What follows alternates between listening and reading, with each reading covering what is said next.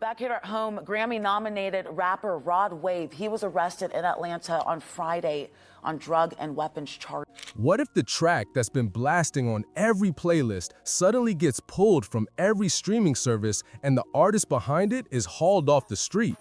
Imagine the shock that hit the music world when the Red Wave crew was arrested and their signature anthem, Goodbye Forever, was removed in a single sweeping crackdown. In this video, we'll dive headfirst into the story that's left fans in a whirl. Why did the law go after Red Wave? What's really going on behind the headlines, and how this drama is shaking the entire hip-hop scene? We'll unpack the raw confessional verses that Rodarius Marcel Green has been pouring out about life in St. Petersburg, Florida, and why his music and the fate of Goodbye Forever has become a lightning rod for controversy.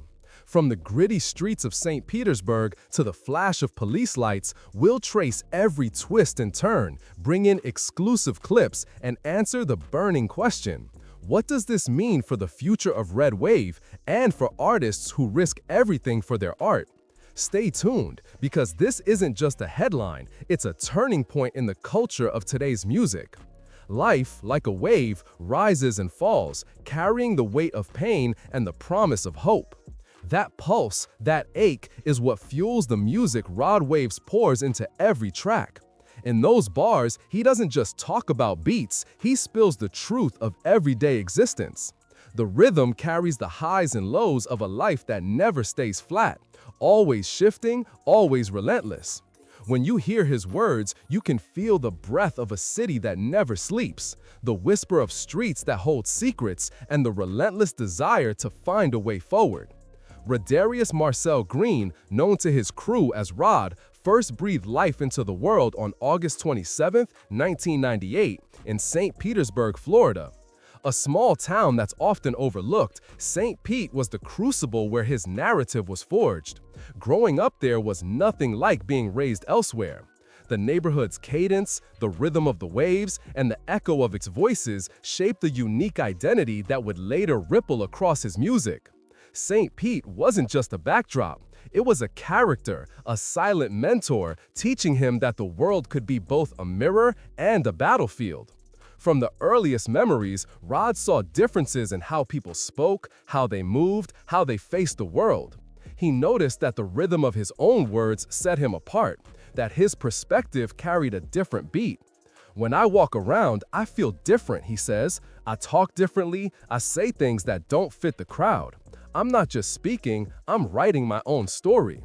These moments were the seed of his distinct style, a signature that would later echo in his verses. Family life in St. Pete was not one of luxury, but it was never a void of basic needs. Rod's parents worked tirelessly, providing what was necessary, but they could not shield him from the harsh realities of the neighborhood. At a young age, Rod's father, a man who had been entangled in street activities, found himself confronting the law. The sentence was long, 6 years in prison, a fate that would send ripples through the family. Rod felt the void when his father left, the sense of a gap that could never be bridged. I watched my dad go away, he recalls, and I felt a chill, a space that was suddenly empty. Yet he also sensed resilience, a spark that didn't quite die. When Rod was still in elementary school, a chilling event unfolded that would change the trajectory of his life. At 14, he was arrested for armed burglary. The weight of a crime that could lock him out for the rest of his days was heavy. They didn't tell me what it meant at the time, he says, but the reality was clear. Either I walk the streets and die, or I walk into a cell. The threat was real, and the stakes were high. The legal system's cold iron chain wrapped around his future, threatening to keep him captive for years. When his father finally returned from prison, he saw the young man he had raised. And his eyes saw more than just the boy. He saw the potential for a different path. I recognized the danger my son was in, he confesses, and I made a decision to guide him away from the streets. He became a mentor, urging Rod to find a better way, to stop breaking into homes and look for a different outlet for his energy. It was this shift in perspective that opened the doorway into music. Music had always been a part of Rod's life, a constant companion since he was a child. Even before he hit the streets, he sang. His older brother, a budding rapper himself, would play songs and invite Rod to add his own verses. When I was in 5th grade, I'd hear my brother write lyrics all day and would try to add a line or two, Rod recalls. It felt natural, like my voice was meant to be there. That early exposure to songwriting laid the groundwork for his future career. He found in music a sanctuary, a place where he could channel his emotions without fear of the law. The influence of his brother was profound. He was my first teacher, Rod says. He showed me how to use words to paint pictures, how to use rhythm to carry emotion. Their collaboration grew into a partnership, with the brother writing and Rod adding his own unique flair. Together, they formed a bond that would later become a pillar in Rod's musical journey. Each verse, each hook, became an extension of their shared experiences, a testament to the power of family in a world that could easily push them apart. When the police came for the burglary charge, Rod was young, confused, and terrified. He stood at the threshold of a courtroom, feeling the weight of a future that seemed locked in place. But through the storm, a voice from his past, his brother, his father, reminded him that there were other options. Music was the only door that remained open, and he stepped through it with determination. I kept singing, he says. I kept writing. That was the only thing that let me breathe. His resolve grew stronger, and the rhythm of his life began to shift. The music industry, with all its noise and glamour, felt like a distant shore from where he had been. Yet, the very environment that threatened to pull him into darkness was the same that sparked his creativity. St. Pete's streets, its culture, its challenges, all seeped into his lyrics, giving them authenticity. I didn't just make music, I told the story of my town, the life I lived, the battles I fought, he says. The authenticity resonated with listeners, allowing them to feel the rawness of his experience. As Rod's career took shape, he realized that the wave he rode was not just his own. Each track was a reflection of countless others walking similar paths. His music became a beacon for those caught in the same struggle, those who feared jail, who feared death, who dreamed of a better life. Police say the rapper, whose real name is Rodarius Green, he was taken into custody just hours after being nominated for his... He turned pain into purpose, turning the ache into an anthem. When people hear my music, I want them to understand that they're not alone, he explains. We're all riding waves, and I'm here to say, you can surf them. The story of Rodarius Marcel Green is a testament to resilience. From the humble streets of St. Petersburg to the echoing halls of the recording studio, he has traversed a path that many would have deemed impossible. He turned a life that could have ended in incarceration into a symphony of hope, using every verse to paint a brighter future. The wave that once threatened to drown him has now become the tide that carries him forward, a reminder that even in the darkest moments, music can be a lifeline. Rod's journey is far from finished. Each new track is another chapter, another wave to conquer. As he continues to grow, he stays rooted in the same core values that shaped him: authenticity, resilience, and an unyielding love for this craft. Through his art, he carries the spirit of St. Pete, the echo of his family's lessons, and the promise that pain can indeed fuel greatness. The promise that pain can indeed fuel greatness kept Rod's heart beating like a drum in a storm. Every track he wrote became a testament to that resolve, each chorus a quiet affirmation that the road ahead would stay open, no matter how jagged it seemed. When his father finally stepped out of prison, he brought with him a gift that would change everything. A battered microphone, its plastic chipped, yet humming with potential. Rod's dad saw the fire in his son's eyes and didn't hesitate to give him the tools to capture it. He paired the mic with a battered old laptop, loaded with free software and an array of plugins that his brother, who had always been a tech wizard, set up in the cramped corner of Rod's bedroom. That was the first time Rod heard his own voice echoing in a space that felt like a stage. With those new tools, Rod began to lay down verses in the hush of night. He'd press record, let his mind spill raw emotion, then listen back and feel that same terror that had once kept him from sharing. He was terrified that the world would reject him, that his honesty would be a mistake. The idea of posting his work on a public platform felt like exposing a wound to the harsh glare of a spotlight. But the world has a way of amplifying voices that stand strong against silence. Rod's close friend, who had been a constant presence in his early days, stumbled across some of Rod's demos while looking for content to share. "Man, you gotta put this out," he urged. "Let the world hear it." The words were simple, yet they cut deep. Rod hesitated. "I don't want to," he whispered. The friend replied, "Bro, if you think about how many people could feel what you feel, you're giving them something real." It was a moment that cracked the door open. Rod gave his friend the key, some rough tracks, raw beats, and watched them find their way onto SoundCloud.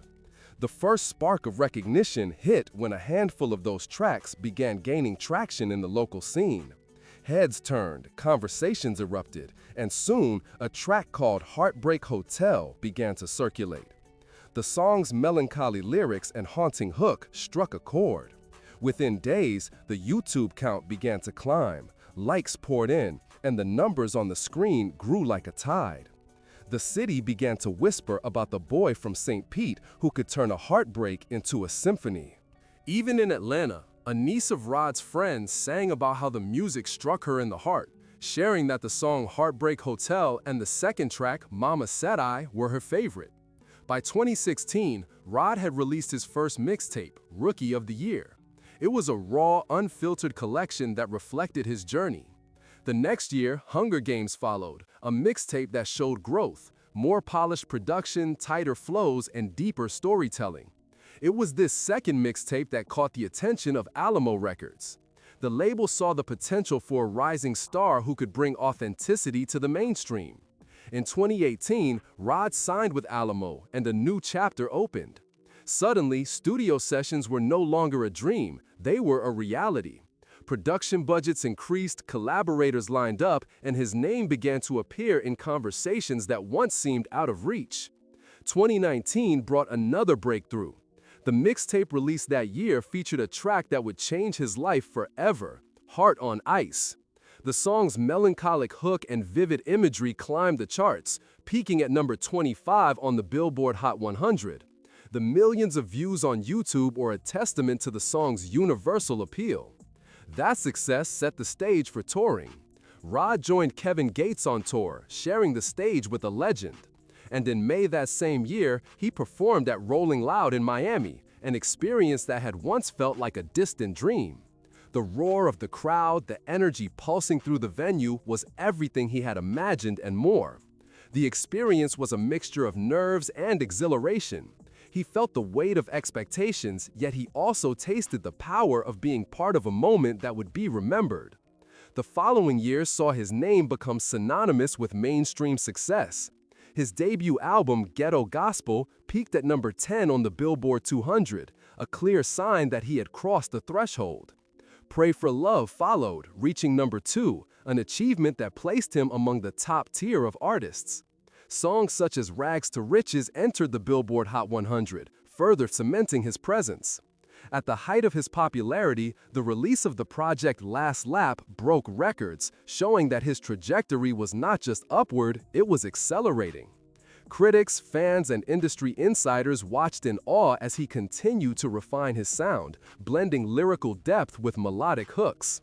Through every chart climb and every sold-out show, Rod remained rooted in the experiences that birthed his music. He spoke often about the importance of staying grounded. "It's hard to keep your head on when you're in the spotlight," he once said in an interview, "but I always remember that I'm still the kid from St. Pete, still feeling the same pain, still wanting to help people feel less alone." His fans, many of whom had faced their own struggles, found solace in his authenticity.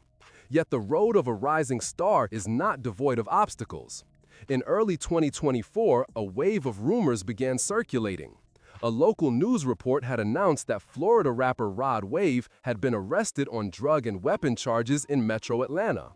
The same day, the industry celebrated a significant milestone. He received his first Grammy nomination. The arrest was swift and stark.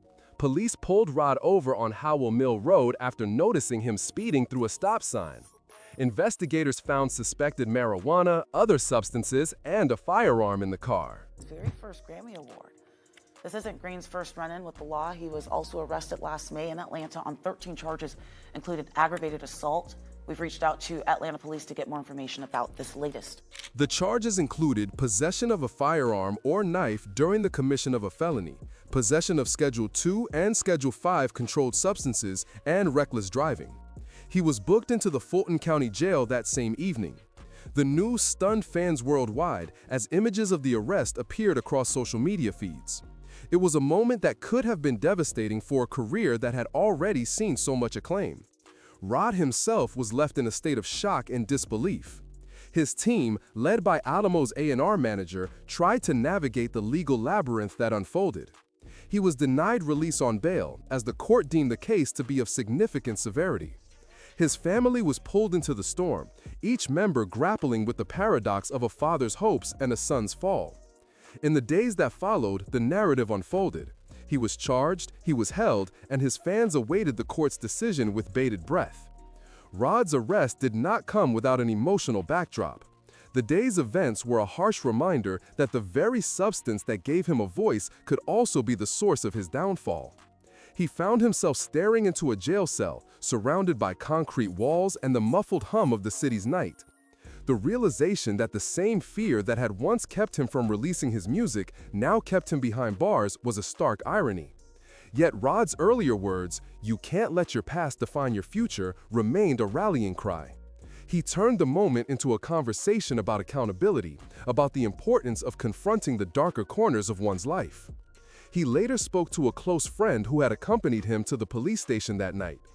"I was just trying to get to the show, just get my music out to the people who mattered," he told him. "I never imagined this would be how it ends." The friend answered, "You can't control everything, man, but you can decide what to do after this." These words resonated with Rod again, echoing the early sentiment that pain fuels greatness. He used this period of adversity to examine his habits, his choices, and the path forward. He called on his brother's support, his family's prayers, and the love from his fans to find a way to emerge from this ordeal with his music intact. In the months that followed, Rod's legal team began building a defense. He remained silent on the specifics of the investigation, but he continued to release music on his socials, keeping his fan base engaged. He posted snippets of new verses, behind-the-scenes footage of his writing process, and heartfelt messages of gratitude for the people who had stuck by him. These messages were not just a plea, they were a reminder that even in the worst storms, his purpose remained, to provide a voice to the voiceless. The courtroom drama became a part of his larger narrative. While the legal process was underway, he continued to record in his bedroom, the same battered mic and laptop that had seen him from the first demo to this point. His brother's computer became a haven of productivity, where they edited tracks, cleaned up audio, and added the final touches that would be released once the legal matter settled.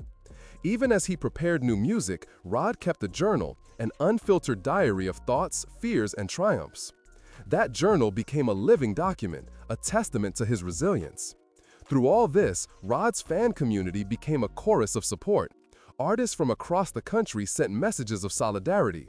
His fans organized vigils and charity drives to help those who were going through similar legal battles. The community's response was a clear indication that Rod had already become more than an artist. He was a movement. Despite the legal cloud that now hovered over him, Rod's music continued to inspire. When The Last Lap project shattered streaming records, people celebrated not just the numbers, but the courage it took to keep writing. His next single, Dreams in the Dark, released after the legal proceedings, became an anthem for those who believed that pain could be transformed into purpose. The track, with its slow piano progression and soulful chorus, captured the feeling of waiting for sunrise after a long night.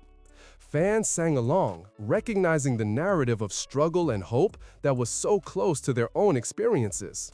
Rod's story, from the first microphone gifted by a father who had fought for a better life to the arrest that threatened to silence him, has become a tapestry woven with threads of pain, resilience, and triumph. Each song, each lyric is a chapter in that tapestry. He has never hidden the shadows that followed him.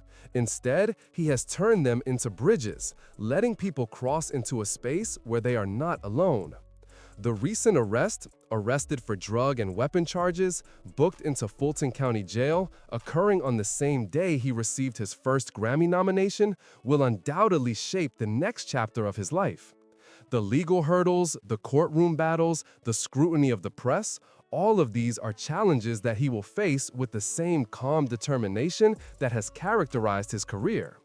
He is not just an artist. He is a symbol for those who see their own hardships reflected in his music.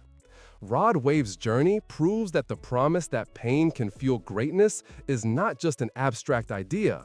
It is a living, breathing force that can lift people out of darkness.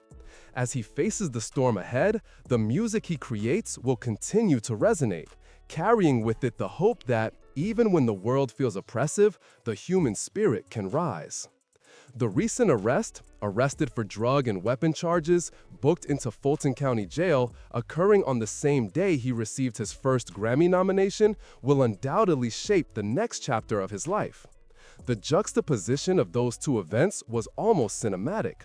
A man whose voice had already begun to echo across streaming platforms now found himself behind bars, his body and his brand caught in a storm that seemed to have a mind of its own. When the sheriff's deputies pulled up in that gray cruiser, the air outside the apartment had the sterile chill of a winter morning. The sirens had a hollow echo that matched the hollow in Rod's chest. He had no choice but to surrender, to put his own narrative into the hands of a system that would scrutinize every word he had ever written. The paperwork was a long list of statutes: possession of a firearm without a permit, conspiracy to distribute controlled substances, and a series of misdemeanor offenses that had been quietly trailing him. Each line felt like another layer of weight he had to carry into the courtroom. The booking process was a blur. His hand, once steady over a microphone, trembled as it touched the metal cuffs. In the holding cell, he stared at the concrete wall, searching for a flicker of something he could hold on to. That flicker turned out to be a phone call from his brother, whose own life had been a continuous support system since their childhood. The brother's voice crackled through the speaker, layered with disbelief, anger, and a steady resolve. He reminded Rod that the music he had made was a legacy far larger than any charge that could ever bind him. The phone call was a small anchor in the vast sea of uncertainty.